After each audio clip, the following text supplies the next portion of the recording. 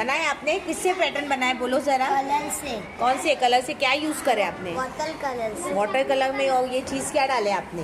Hindi. Very good. English में क्या बोलते हैं उसको? क्या बोलते हैं इंग्लिश में मसफा? हाँ, किससे पैटर्न? ये क्या बनाया आप लोगों ने? क्या बना इसको? ये क्या बना है लेडी फिंगर से? पैटर्न बना है ना। हाँ गुड। आपने नोटबुक में भी बनाया है। और किसने बनाया है बताओ? यहाँ बताओ ज़रा, हटो। Very good. बनाए आपने, पैटर्न बनाए।